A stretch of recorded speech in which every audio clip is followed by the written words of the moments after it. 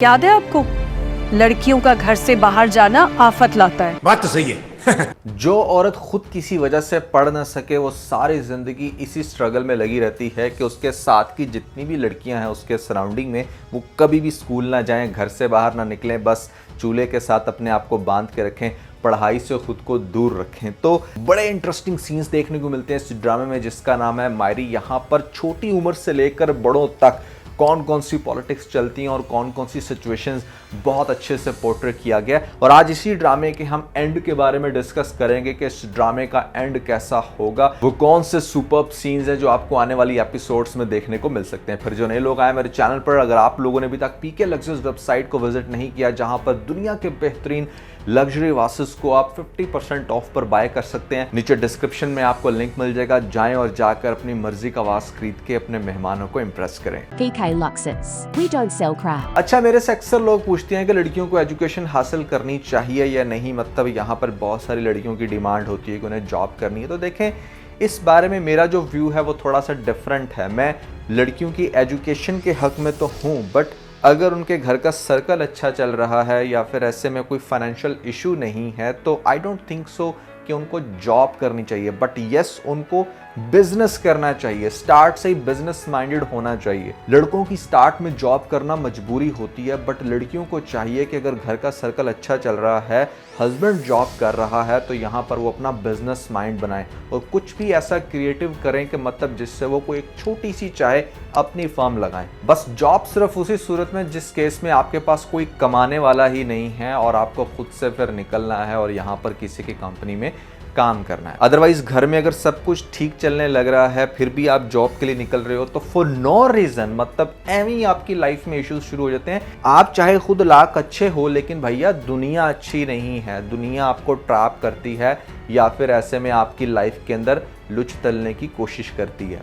बड़े interesting scenes देखने को मिलते हैं कि फाखिर, जो कि अब एटलीस्ट 80% बिजनेस का ऑनर है, तो यहाँ पर अपने चचा के हाथों बड़ा मजबूर हो रहा है। और माँ भी कुछ सजेशंस बुरी नहीं दे रही कि हाँ ठीक है जाकर बिजनेस को टेक ओवर करो। बट यहाँ पर एक बहुत ही इंपॉर्टेंट चीज़ है जिसको मिस करा दिया गया कि मतलब क्यों नहीं इतने सारे पढ़े लिखे लोग इस फाखिर को ये समझा पा रहे कि ये अपने ही बाप के बिजनेस को किस तरीके से टेक ओवर कर सकता है, भले उसका चच्चा वहां पे काम कर रहा है। आपको तो मजबूरी दिखा दी गई कि हाँ चूंकि बच्चे को काम नहीं आता तो इसलिए वहां पर उसका चाचा ही काम करेगा और जब तक उसको काम आएगा तब तक उसका चच्चा वहां पर बॉस बन के बैठा रहेगा। भैया, किसी भी प्राइवेट लिमिटेड कंपनी के अंदर जो सारी गेम होती है ना वो डॉक्यूमेंट्स की होती है और कुछ डिसीजन मेकिंग की होती है। अगर हम बात करें स्पेशली CEO या फाउंडर लेवल की, तब इट डजंट मैटर कि ठीक है अगर उसको काम नहीं आता वो तो अब उसको वक्त के साथ आएगा। अगले 10 साल तक अगर वो काम सीख रहा है तो यहाँ पर उसका चच्चा तो सब कुछ हड़प कर लेगा ना। तो ये भी एक अच्छी चीज़ है। जैसे उसने 20% के शेयर्स घर वालों की परमिशन के बगैर बेच दिए तो दैट मीन्स कि वो बाकी के 80% भी बेच सकता है या अपने नाम ट्रांसफ़र कर सकता है।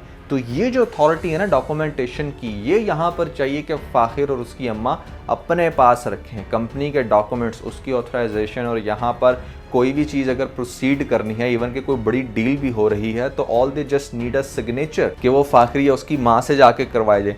ये क्यों रखवाई हुई है चच्चा के पास? ठीक है उसको बिजनेस का नॉलेज है, वो वहाँ पर काम कर रहा है भले CEO बन के, लेकिन उसकी ऑनरशिप तो अपने पास रख सकते हैं ना। उसके लिए क्या ज़रूरत है कि मतलब पहले 6 साल बच्चा काम सीखे फिर जाएगा उस सीट पे। ये एक बड़ी अजीब बात लगी। खैर, आने वाली एपिसोड्स में बहुत ही ज़्यादा और बहुत कुछ इंटरेस्टिंग होने वाला है। अब हम डिस्कस करेंगे कि कैसे इस ड्रामे का एंड प्रोसीड होगा।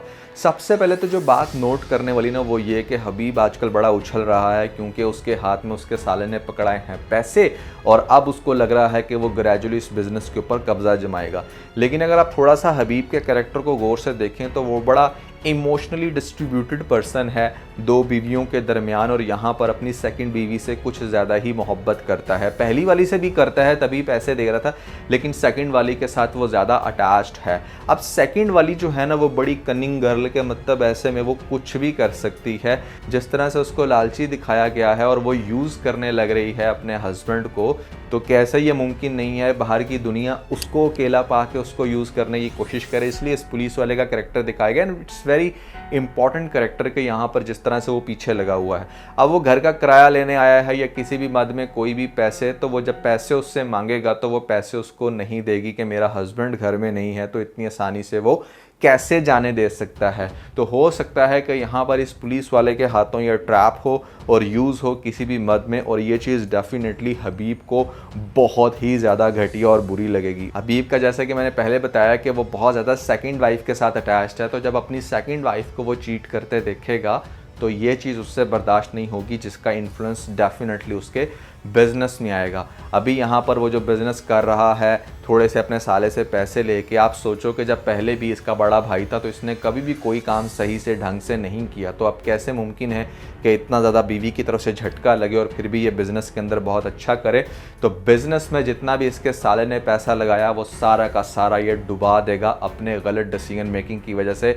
अपने आप को चूँकि मेंटली उसने इन्वॉल्व रखा हुआ है अपनी दूसरी बीवी की तरफ, तो बिज़नेस में अच्छा परफॉर्म नहीं कर पाएगा और इस तरह से वो सारा का सारा पैसा डूब जाएगा। फ़ाखिर को भी फिर इस चीज़ का एहसास होगा कि अच्छा ही हुआ कि मैंने अपनी दोस्त के फादर का पैसा नहीं लगवाया, यहाँ पर अगर मेरी तरफ से इन्वेस्टर होता तो वो भी सारा कुछ हड़प हो जाता इस बंदे की नालायकी की वजह से। तो फिर ये जो जमशेद दिखाया गया है, जो उसका साला जिसने पैसे लगाए हैं, जब वो देखेगा कि उसका सारा पैसा डूब गया, पहले बहुत अच्छे से चल रहा था, तो उसको फिर एहसास होगा कि वो किस तरह से अपनी माँ और अपनी बहन के साथ बदतमीज़ी करने लग रहा है। और जैसे उसका बहन का सीन दिखाया गया कि हम आपकी बहन हैं, सीन बहुत ही इमोशनल था कि कैसे आप लोग ना मतलब अपनी बीवियों की बातों में आके अपनी माँ और बहन को बिल्कुल ठुकरा देते हो। बिजनेस को बिल्कुल उसी पॉइंट पर लाकर हैंड ओवर करेगा फ़ाखिर के, और फ़ाखिर के ऊपर काफ़ी बड़ी रिस्पॉन्सिबिलिटी कि अब उसने इसको फिर से उठाना है। आमना भी ग्रेजुअली इस बात को एक्सेप्ट कर लेगी कि एनी ही फ़ाखिर की बेगम है, तो मैं चाहे जितनी भी कोशिश कर लूँ मैं वाइफ का दर्जा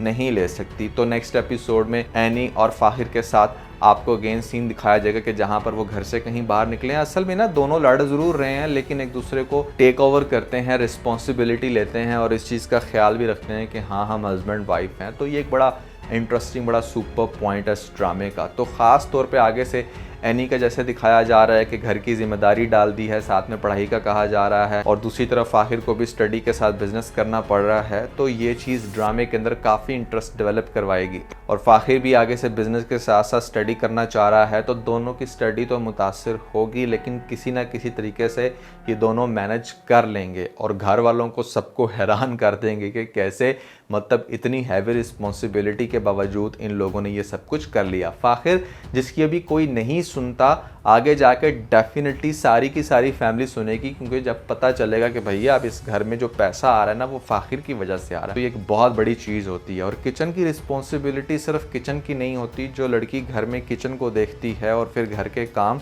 तो वो इवेंचुअली कहीं ना कहीं पूरे के पूरे घर पे भी टेक ओवर कर लेती है।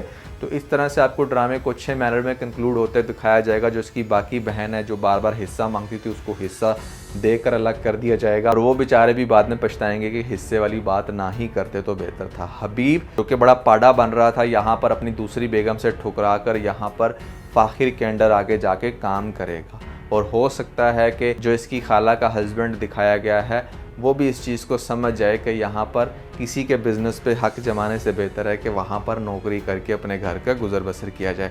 तो बड़े अच्छे से बेहतरीन अंदाज में इस ड्रामे को कंक्लूड होते दिखाया जाएगा। हो सकता है कि आगे जाके इनकी जो दादी है वो भी मर जाए, लेकिन ओवरऑल काफ़ी इंटरेस्टिंग ड्रामा चल रहा है, और मुझे लगता है कि आने वाली एपिसोड्स में ये वो सारे इंटरेस्टिंग सीन्स हैं जो आपको देखने को मिलेंगे। लेकिन आप लोगों को क्या लगता है और कैसा लग रहा है आप लोगों को मायरी ड्रामा, ज़रूर बताएगा नीचे मुझे कमेंट सेक्शन में। अच्छा दोस्तों, यहाँ पर आपको बताना चाहूँगा कि मायरी सिर्फ तुम ये ऐसे ड्रामे हैं कि मतलब जो 8 PM के स्लॉट में नहीं आते, फिर भी हम इनको डिस्कस कर रहे हैं, और हमने ये चीज़ ऑब्जर्व की है कि कहीं ना कहीं बहुत सारे 8 PM ड्रामा से ज़्यादा अच्छा ये स्कोर ले रहे हैं हमारे एनालिटिक्स के अंदर। तो इसी टाइप का कोई और ड्रामा भी अगर आप कभी देखो कि जो बहुत अच्छा चल रहा है, तो आपने हमें कमेंट्स में ज़रूर बताना है। अब हम ओवरऑल सभी ड्रामों को कंसीडर कर लेते हैं बेस्ड ऑन देयर TRP। बाकी अगर आप लोगों ने हमारा व्लॉग्स चैनल अभी तक सब्सक्राइब नहीं किया, तो ऊपर आपको लेटेस्ट वीडियो का लिंक मिल जाएगा, जाएं, जाकर वीडियो देख के अपना फीडबैक देना मत भूलिएगा।